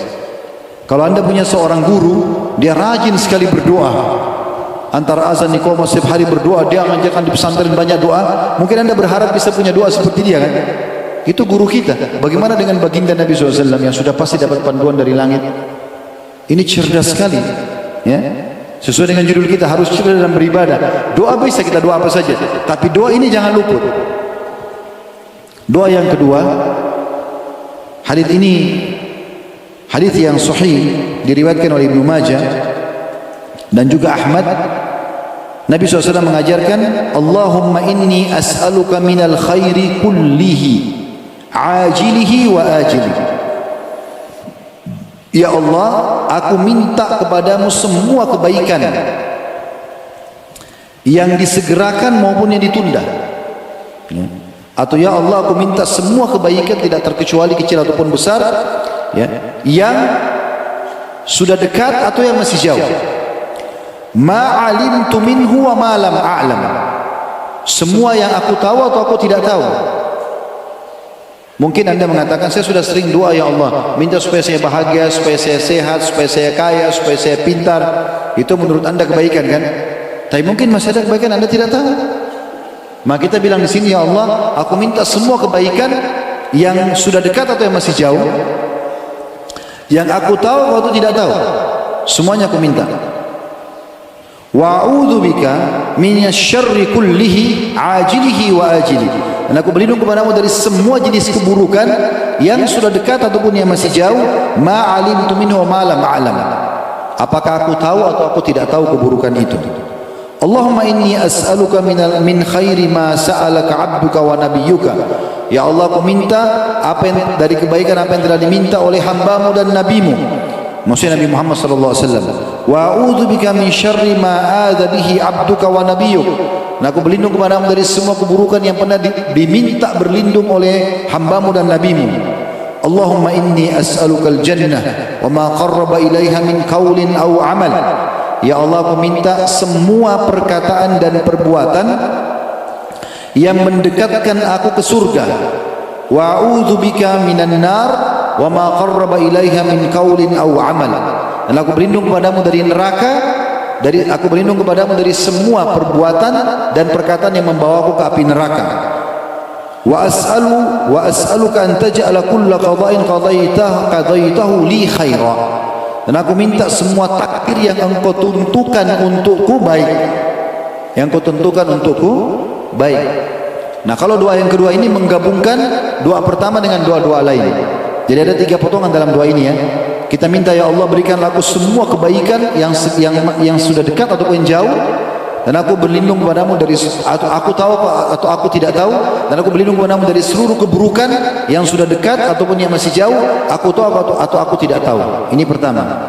Yang kedua kita minta, ya Allah, aku minta semua kebaikan yang pernah diminta oleh nabimu dan hambamu, maksudnya Nabi Muhammad SAW, dan aku juga berlindung kepadamu dari seluruh keburukan yang pernah hambamu dan Nabi Muhammad SAW berlindung darinya. Kemudian yang ketiga, kita minta agar semua perbuatan dan perkataan kita, ya, itu membawa kita ke surga, dan kita berlindung dari semua perkataan dan perbuatan yang bisa membawa kita ke dalam api neraka. Ya. Sebenarnya potongan yang keempat ya, dan kita minta yang keempat adalah supaya semua takdir yang Allah tentukan baik buat kita, semuanya baik, jadi tidak ada keburukan yang menimpa kita. Nah, ini doa-doa pilihan. Tentu kalau kita ingin bahas bab ini panjang sekali teman-teman sekalian, tapi saya berikan kata kuncinya. Yang penting 2 hal, jangan sia-siakan waktu mustajab. Antara azan iqamah, masuk masjid, habis sholat sunnah, langsung angkat tangan. Jangan buka handphone, jangan bicara sama teman. Durasi semenit 2 menit itu berharga sekali. Mustajab. Kata Nabi SAW, doa antara azan iqamah jarang tertolak atau tidak tertolak. Anda lagi musafir, dari sini ke Bone, dari sini ke Sidrap, dari sini ke Makassar, kemana saja, lagi safar berdoa, lagi naik pesawat, kapal laut, lewat darat, 5 menit, 2 menit berdoa, sampaikan hajat, mustajab doa. Hujan lagi turun, jangan mengeluh, hujan nih, enggak, langsung hadap kiblat, alhamdulillah, wassalatu wassalamu ala rasulillah, puji Allah, lalu baca salawat, kemudian langsung, ya Allah, berikan saya ini, sampaikan hajat kita. Dan serius ya, ingat, doa diijabah sama Allah dengan serius, yakin Allah terima, yakin Allah dengar. Kata Nabi SAW, ya, ud'u rabbakum muqinuna bil ijabah. Berdoa kepada Tuhan kalian dalam kondisi yakin akan diijabah. Jangan sangka buruk sama Allah, diterima enggak ya? Enggak ada gitu dalam Islam. Yakin Allah akan terima selama Anda minta yang baik. Fa inna Allah la yaqbalu du'a min qalbin ghafil. Karena Allah tidak akan terima doa dari hati yang lalai. maksimalkan. Bangun tengah malam, sepertiga malam berdoa. Ada orang tua kita temuin, doakan saya, terutama orang tua kita kalau masih hidup. Ada orang soleh, doakan saya. Sampai kita juga berdoa, maksimalkan, ya. Lagi jihad juga sama dalam hadis. Kalau lagi terjadi perperang berkecamuk itu juga tidak ditolak doa.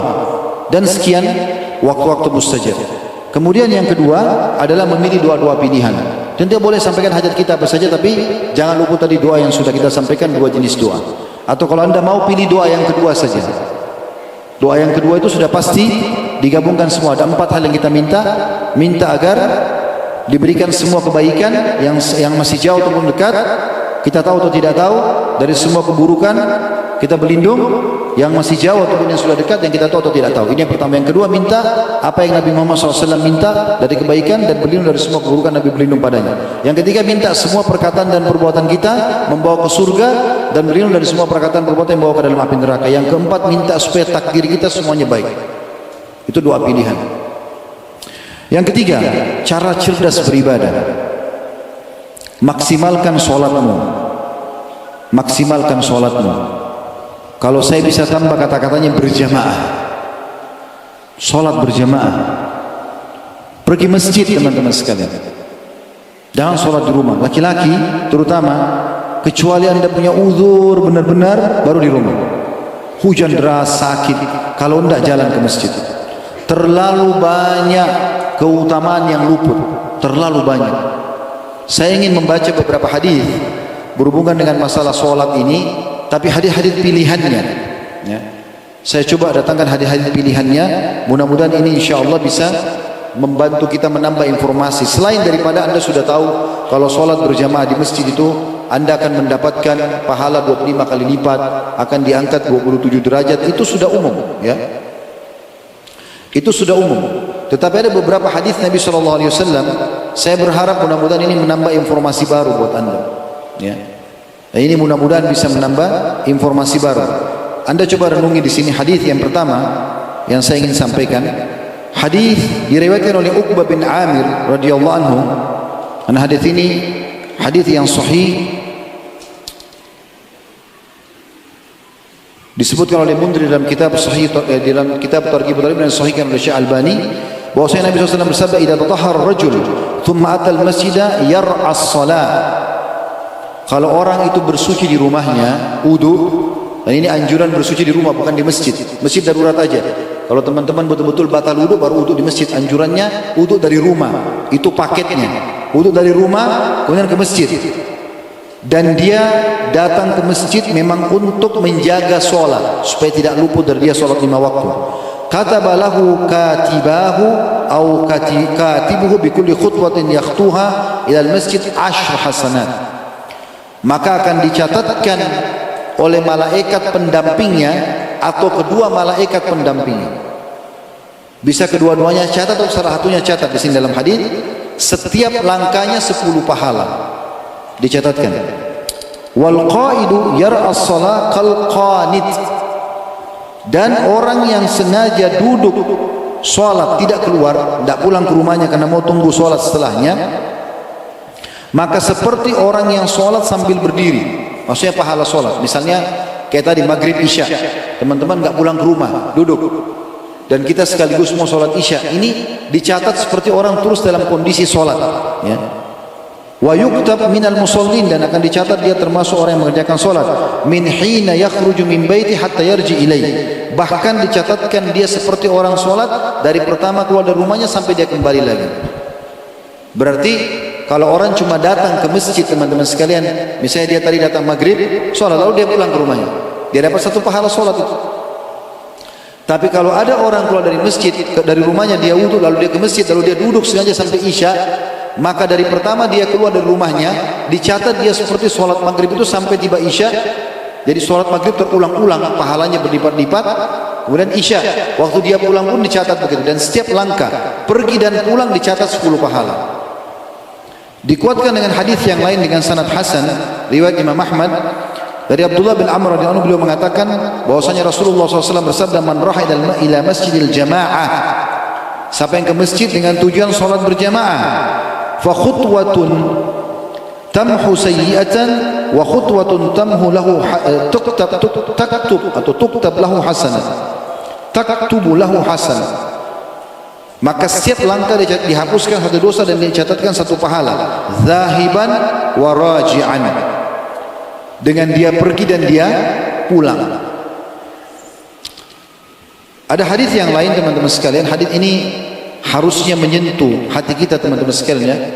Kalau anda insya Allah punya seperti biji sawi dari keimanan dalam hati saja bisa tersentuh, karena ini menunjukkan bagaimana Allah peduli sekali dengan orang-orang yang suka ke masjid. Hadis ini hadis sahih ya.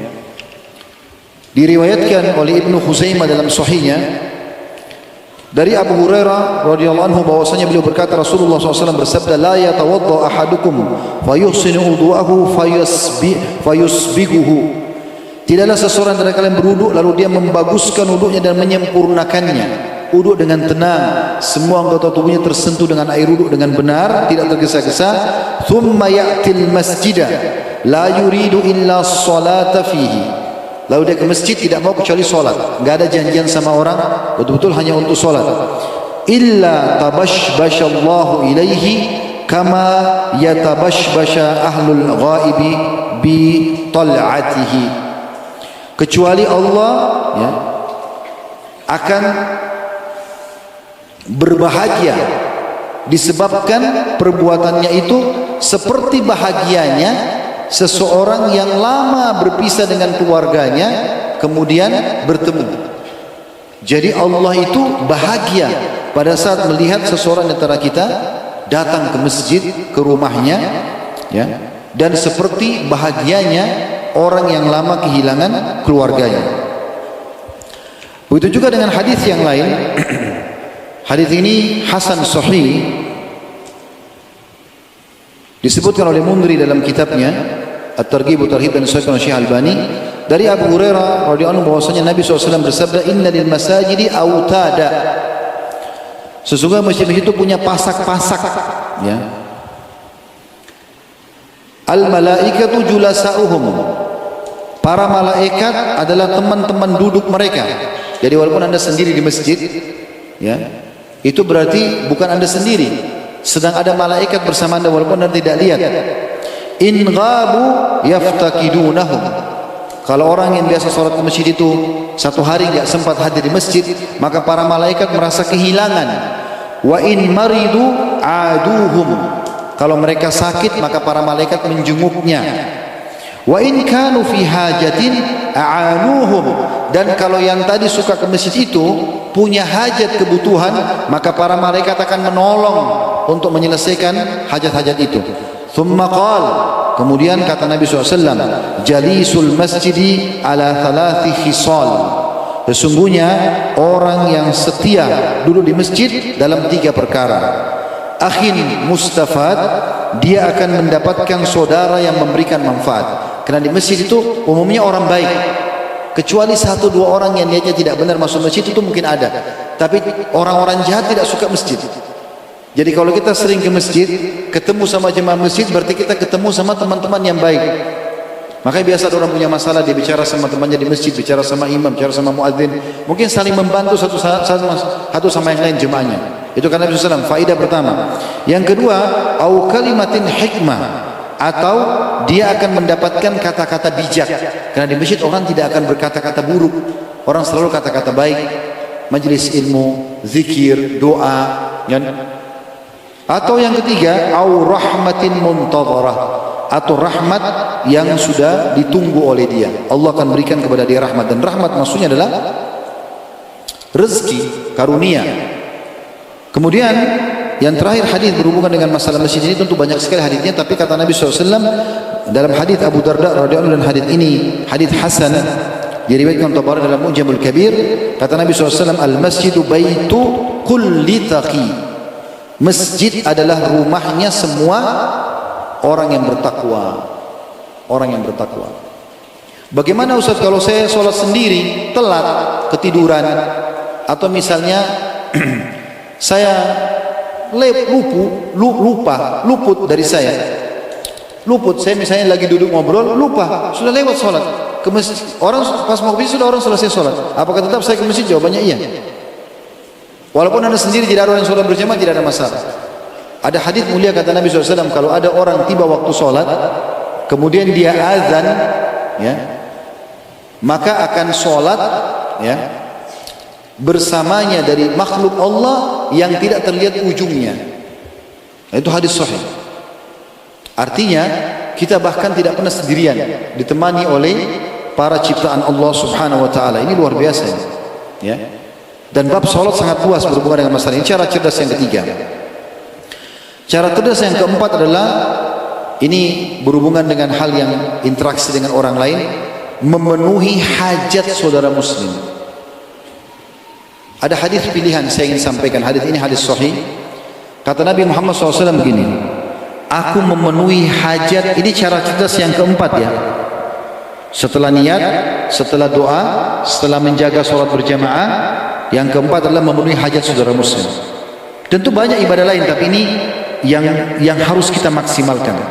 Kata Nabi SAW, aku memenuhi hajat saudaraku muslim satu saja. Misal dia minta ditemani silaturahim keluarganya, dia minta ditemani beli sebuah produk, ya. Dia lagi sedih, dia ingin menyampaikan permasalahannya. Ada satu masalahnya dia, seorang muslim. Aku memenuhi hajat satu saudaraku muslim, lebih aku cintai daripada aku beriktikaf sebulan di masjidku ini, di Masjid Nabawi. Tahu iktikaf teman-teman ya? Mengikat diri di masjid. Maknanya apa? Kalau orang itikaf di masjid, itu kan ada rangkaian paket ibadahnya, ya. Dia sholat di waktu di masjid, wajib. Sholat sunnah dia kerjakan, ya. Dia baca Quran, dia ikat diri di masjid. Maka iktikaf di Masjid Nabawi, sholat sana 1000 kali lipat dibandingkan masjid lain. Kalau sholat berjamaah, dilipatkan 25 kali lipat, diangkat 27 derajat, gitu kan? Kalau orang memenuhi satu hajat muslim, itu lebih besar pahalanya dibandingkan iktikaf sebulan di Masjid Nabawi. Coba bayangkan. Kenapa teman-teman pada saat seorang muslim lagi butuh, hanya dibelikan, tolong belikan ini, tolong bawakan ini, tolong saya pesan ini, lalu kita mengatakan tidak, saya nggak bisa. Padahal sesuatu yang ringan bisa kita lakukan. Ini satu hal yang sangat harus dipikirkan, cerdas, berpikir cerdas bagaimana memenuhi itu. Sama juga teman-teman sekalian, memasukkan rasa gembira dalam hati seorang muslim. Ini hadisnya mulia sekali. Kalau ada orang lagi sedih lalu kita hibur, ya. Perhatikan hadisnya ini. Hadis ini kadang-kadang kalau saya renungi kembali, selalu berpikir siapa lagi nih orang muslim yang perlu kita hibur gitu. Karena luar biasa gitu. Hadis ini hadis yang sahih disebutkan oleh Sahihul Jami' dalam Sahihul Jami' nomor 5897. Kata Nabi SAW, min afdalil amali, termasuk amal yang paling afdal. Riwayat lain, amal yang paling Allah cintai, maksudnya paling besar pahalanya, idkhalus sururi alal mu'min, memasukkan kegembiraan dalam hati seorang mukmin. Seperti apa? Taqdi anhu dainah, engkau lunasi utangnya. Au taqdi lahu hajatan tunaffisu lahu qurbah, atau engkau penuhi hajat dia, kebutuhan dia, agar dia keluar dari permasalahannya. Ada beberapa hal teman-teman sekalian yang berhubungan dengan poin ini yang perlu kita jadikan sebagai contoh. Misal contoh, menyenangkan hati seseorang, kita memberikan bantuan kepada dia dari apa-apa yang dia sukai. Misal dia suka makanan kesukaannya. Seorang salaf berkata, aku memberikan makanan kesukaan 10 orang sahabatku, lebih aku sukai daripada aku sholat malam sebulan. Hajat seorang muslim. Begitu juga kita hibur dia dari kesedihannya. Pernah waktu Jabir radhiyallahu anhu, Jabir ini yang banyak meriwayatkan hadis, Anda biasa baca dari Jabir radhiyallahu anhu, dari Jabir nama ayahnya Abdullah. Abdullah ini namanya dia Abdullah bin Haram. Kalau belum tahu, perlu Anda tahu orang ini, ya. Abdullah bin Haram ini punya kedudukan luar biasa, sahabat Nabi. Di malam perang Uhud, dia berdoa khusus. Dia mengatakan, ya Allah, jadikan aku besok orang yang pertama mati syahid. Itu doanya. Dan Allah kabulkan. Begitu terjadi perang, kecamuk, dia yang terbunuh pertama. Setelah perang Uhud selesai semuanya, maka sempat pada saat itu Jabir sedih karena dia masih muda. Dia merasa kehilangan ayahnya karena ayahnya orang baik sekali. Abdullah ini terkenal sekali dengan kesolehannya. Maka sempat pada saat itu dia bercerita, dia mengatakan begini, laqiyani Rasulullah sallallahu alaihi wasallam faqala li. Satu hari pernah Nabi SAW menemuiku dan dia berkata, ya Jabir, mali araka munkasiran. Hai Jabir, kenapa saya lihat kau sedih? Nabi lihat raut wajah sahabatnya berubah, ditanya, kenapa kau sedih? Qultu ya Rasulullah, istushhida abi qutila yawma Uhud. Wahai Rasulullah, ayahku mati terbunuh, mati syahid di perang Uhud. Wa taraka iyalan wa dainan. Dan dia meninggalkan banyak anak dan harta. Dan aku ini anak tertuanya, aku harus tanggung semua itu. Dia mati syahid, tapi sekarang aku harus tanggung itu. Selain sedih memang ayahku meninggal. Qala afala ubashiruka bima laqiyallahu bihi abak. Mau enggak saya sampaikan kepada kamu berita gembira? Jadi Nabi SAW ingin hibur Jabir. Apa yang terjadi tentang ayahmu? Qala qultu bala ya Rasulullah. Aku berkata iya ya Rasulullah, saya mau tahu bagaimana ayah saya sekarang. Qala ma kallamallahu ahadan qattun illa min wara'i hijab. Semua orang yang mati syahid Allah ajak bicara dia, tapi ada hijab antara dia sama Allah. Jadi dia tidak tahu, dia tidak lihat. Kata Nabi SAW, wa ahya abaka fakallamahu kifahan. Dan Allah hidupkan ayahmu, lalu Allah bercakap-cakap dengan ayahmu secara langsung. Faqala, sambil Allah berkata kepada ayahmu, ya abdi, tamanna alayya utik. Wahai hambaku, mintalah sesuatu, biar aku akan berikan kepada kamu. Karena orang mati syahid bisa minta apa saja. Qala ya Rabbi tuhyini fa uqtala fika thaniyah. Wahai Tuhanku, aku berharap engkau hidupkan lagi supaya aku terbunuh yang kedua kalinya. Jadi orang kalau mati syahid, teman-teman sekalian, ini rahasia yang harus disampaikan. Mungkin di mata kita orang kalau mati itu serem, apalagi medan perang, ditusuk, disobek perutnya, dipenggal lehernya, ditembak, robek dadanya, dibom, meledak badannya, tidak ditemukan sepotong badan. Bagi kita serem. Tapi ingat teman-teman sekalian, itu hanya pandangan kita yang masih hidup. Mati dalam Islam cuma satu, menghadapi sakaratil maut.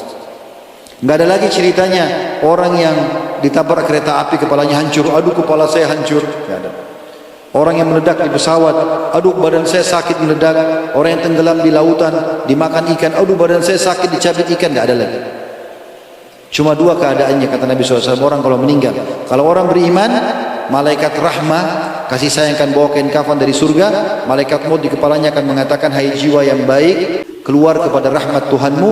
Lalu ruhnya keluar dengan sangat mudah, seperti air yang keluar dari mulut kendi. Itu proses kematian orang mukmin. Jadi tidak ada lagi dia rasakan itu, ya. Itu cuma di mata kita saja. Jadi itu keadaan yang lain kata Nabi SAW. Kalau orang kafir, ruhnya susah keluar. Kiri kanannya malaikat penyiksa bawa kain kafan dari neraka. Malaikat di atas kepalanya, ubur-ubur kepala, malaikat maut mengatakan, hai jiwa busuk, keluar kepada murka Tuhanmu. Maka ruhnya tidak mau keluar, berserakan di tubuhnya, lalu malaikat tarik dengan keras sampai ibaratnya seperti bulu domba yang basah dililitkan di pohon berduri, lalu di pohon berduri dililitkan lalu ditarik dengan keras sehingga berantakan bulu domba itu. Jadi seperti itu. Berarti teman-teman sekalian perlu difahami ya, hadis ini penting sekali supaya jangan lagi ada sifat pengecut di dalam diri kita. Kapan satu waktu dibutuhkan membela agama Allah, kita siap, tapi yang benar. Bukan seperti sebagian orang yang bom sana sini pakai nama jihad. Ini tidak benar sama sekali. Ini sudah benar pemerintah kita perangi mereka. Tapi kalau betul-betul seperti kasus perang Badar, perang Uhud, perang peperangan Nabi SAW, orang kafir menyerang wilayah Islam. Dulu di Indonesia ada Belanda menjajah, kita lawan. Ada Jepang datang, kita lawan. Jihad, gitu kan? Kalau itu ada, jangan pernah takut. Jangan pernah terpengaruh dengan masalah badan sobek segala macam. Kita nggak rasa lagi itu. Terbukti Abdullah bin Haram ini, waktu Allah ketemu sama dia, Nabi SAW bilang di hadis sahih ini, minta sesuatu wahai hambaku. Apa dia bilang? Saking besarnya nikmat yang sudah dia lihat dari istana, dari dayang-dayang, dia bilang, ya Allah, kalau kau pun memberikan saya, kembalikan saya dunia supaya saya ditusuk lagi. Yang proses mati itu yang saya mau. Bukan berperangnya, bukan pulang-pulang lagi sama istri tidur, makan makanan favorit, tidak. Berharap balik dunia untuk ditusuk itu proses matinya. Dia bilang begitu. Tuhyini, engkau hidupkan aku, fa uqtala fika thaniya. Lalu aku merasakan proses terbunuh yang kedua kali itu. Karena begitu mati ditusuk, maka pertama kali pada saat itu hijabnya terbuka. Dia bisa lihat semuanya apa yang Allah janjikan buat dia, dan diampuni semua dosanya dari awal darahnya tetes. Itu luar biasa. Qala Rabbu Azza wa Jalla, Allah yang maha mulia dan maha tinggi berfirman, innahu qad sabaqa minni annahum ilaihi la yurja'un. Sudah menjadi keputusanku bahwasanya mereka tidak akan dikembalikan lagi ke dunia. Ya. Dan ini luar biasa. Kata Nabi SAW, tidak ada orang yang mati berharap lagi kembali ke dunia kecuali orang yang mati syahid. Untuk apa? Untuk dibunuh lagi. Lalu kemudian mati, dibunuh lagi, baru kemudian dihidupkan lagi, begitu terus. Kata Nabi SAW, aku berharap aku dibunuh, kemudian aku dihidupkan, dibunuh lagi, lalu hidup lagi, begitu terus. Ya, karena besarnya keutamaan didapatkan. Nah, jadi di sini kita bisa ambil pelajaran dari hadis Jabir, bagaimana Nabi SAW menghibur Jabir, menyampaikan jangan kau sedih, ayahmu yang kau lihat mati itu sebenarnya lagi gembira sekarang. Dan ini juga di malam-malam takziah dia bisa sampaikan kepada kerabat yang anda datangin, ya. Saya biasa kalau lagi takziah, saya ingatkan 3 hari pertama sudah Nabi SAW kita datang takziah. Saya katakan jangan bersedih, karena yang mati ini selama meninggal dalam keadaan Islam berita gembira. Gak usah khawatir. Ini satu karunia yang luar biasa, ya. Allah siapkan buat dia. Jadi tidak usah khawatir. Kalau meninggal dalam keadaan Islam, mati itu sebuah pintu yang dengannya kita menuju kepada kehidupan abadi. Tidak bisa kita menuju ke surga kecuali mati. Jadi mati bukan hanya harus ditakutkan, tapi dirindukan oleh orang-orang beriman. Karena dia akan menuju kepada kehidupan abadi dan kita akan terima hasil amal kita. Selama ini kan kita sholat, puasa, sedekah, kita tidak pernah lihat hasilnya kan. Di saat itu kita akan terima hasil. Tapi syaratnya harus mati. Jadi mati bukan hal yang menakutkan bagi orang beriman, dan dia awal segalanya bagi kita. Karena kita menuju kepada kehidupan abadi, gitu kan? Kalau orang kafir, ini memang masalah bagi dia. Mati akhir segalanya. Gak bisa lagi dia perbaiki. Ini penting. Juga masuk dalam masalah ini teman-teman, memenuhi hajat seorang muslim, sering memberi hadiah. Ini sudah juga masih jarang terjadi. Sering berikan hadiah walaupun sederhana. Hadiah apa saja. Sama teman, sama tetangga, ya, sama kerabat. Sering beri hadiah. Nabi SAW mengatakan tahabu, saling memberikan hadiah, ya. Maka itu akan saling menguatkan kasih sayang di antara kalian. Ini termasuk dalam masalah menghibur. Senyum dengan muslim setiap ketemu. Kata Nabi SAW, tabassumuka fi wajhi akhika sadaqah. Senyum di wajah saudaramu adalah sedekah. Kalau ketemu orang tua, ketemu ayah, ketemu ibu, ketemu kakak, ketemu tante, ketemu kerabat lah secara umum, ketemu sama orang, senyum dengan muslim. Apa susahnya senyum? Kata Nabi SAW, jangan kau pelit dengan kebaikan, walaupun dengan senyum kepada wajah saudara muslim. Senyum akhir. Dalam ilmu medis, orang kalau mau ada senyum itu awet muda daripada orang yang suka cemberut, ya. Dan ini sedekah. Kalau sesama jenis salaman, mungkin masa pandemi kita tidak salaman, tapi sekarang sudah mulai membaik, kita mulai bersalam. Salaman penting. Perhatikan hadis-hadis cukup banyak, di antaranya hadis ini hadis mulia. Ini hadis pilihan yang saya pilih, ya. Hadis riwayat Ibnu Abi Dunya. Kata Nabi SAW, ini bukan hadis, ini riwayat Mu'adz bin Jabal, mauquf sampai ke sahabat. Beliau mengatakan, "Idzal taqal muslimani fadahiqa kullu wahidin minhuma fi wajhi sahibihi." Kalau dua orang muslim ketemu, lalu salah satunya atau keduanya tersenyum di wajah saudaranya, thumma akhadha biyadihi tahatat dunubuhuma kama yatahatu waraqus syajarah. Kemudian mereka salaman, senyum dulu lalu salaman, maka akan berguguran dosa keduanya. Tidak ada ruginya ini, ya. Ini juga termasuk poin penting. Lalu kemudian teman-teman fokus membantu orang-orang yang memang tidak minta-minta. Kalau ada orang minta kita bantu, ya. Tapi coba teman-teman cari orang-orang yang susah tapi tidak minta. Janda-janda, orang-orang tua yang susah. Ada orang mulia, dia tidak mau minta sama orang. Bahkan kadang-kadang kalau kita berikan, seringkali dia nolak. Padahal sebenarnya dia butuh. Orang-orang seperti ini khususkan. Termasuk teman-teman sekalian, orang yang suka dihina oleh orang lain. Maaf, saya bahasakan orang gila. Biasa orang lain kalau lihat orang gila, dianggap orang terhina, ya, diganggu, dilemparin. Lalu kemudian, ya, dia tidak dianggap. Ini keliru. Anda bisa dapat pahala dari dia. Dia juga manusia, butuh makan. Pernah terjadi, Rabi' ibn Haytham rahimahullah, seorang ulama tabi'in, dia lagi makan makanan enak di depan matanya. Dia lagi mau makan makanan enak dibuat oleh istrinya sama dua muridnya. Ada yang ketuk pintu. Kebetulan yang bawa makanan anak, lalu dia kasih isyaratnya, suruh buka pintu. Buka pintu itu. Dibuka, depan pintu ada orang gila. Lalu kemudian minta makan, dia kasih isyarat dengan tangannya. Rabi rahimahullah bilang kepada anak yang kasih isyarat, bawa makanan ini, kasih orang gila itu. Dikasih. Begitu dikasih, orang gila lihat makanan enak, dia tidak tahu nilainya, dia ambil semua, dia makan. Setelah habis piringnya dilempar, lalu dia pergi. Anaknya Rabi ngambil piring tersebut lalu masuk. Dia sedikit jengkel, ya, kepada orang gila ini. Kok dihabisin gitu ya? Ini punya orang tua saya, tapi memang begitu dibawa keluar diambil semua sama orang gila itu. Lalu dia bilang, ayah, semoga Allah selalu menjaga anda. Anaknya bilang, tadi kan itu orang gila, dia tidak tahu nilainya makanan itu. Kata siapa? Anaknya ini. Dia tidak tahu nilainya makanan itu. Kalau tadi anda suruh saya ambil makanan apa saja di dapur, maka mungkin dia makan apa saja. Kan orang gila dikasih makan, yang penting dia makan, dia kenyang. Dia tidak tahu nilainya. Kenapa harus makanan ini? Ibu saya buatkan anda khusus. Apa kata Rabi? Ini penting, ini pesan. Beliau mengatakan, wahai anakku, kalau orang gila itu tidak tahu, Allah tahu nilainya makanan itu. Tidak penting bagi saya orang gila itu.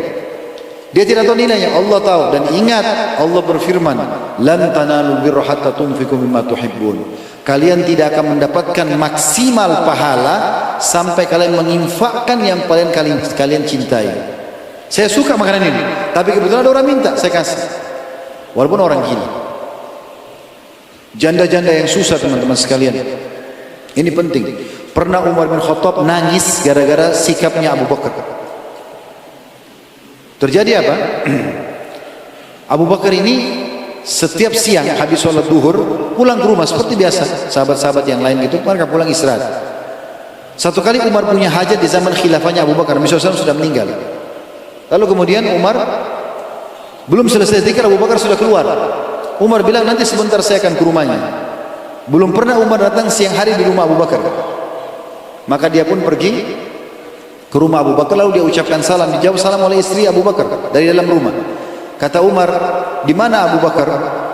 Kata istrinya, Abu Bakar enggak pernah pulang di waktu-waktu seperti ini ke rumah.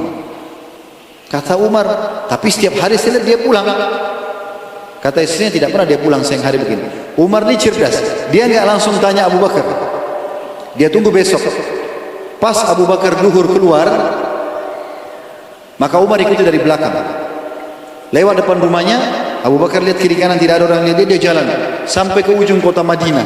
Ada satu rumah tua di sana, dia masuk ke situ. Umar ikutin, Umar nunggu dari luar. Setelah selesai Abu Bakar ada hajat dalam, lalu Abu Bakar pulang, keluar. Setelah jauh, Umar masuk, ucapkan salam.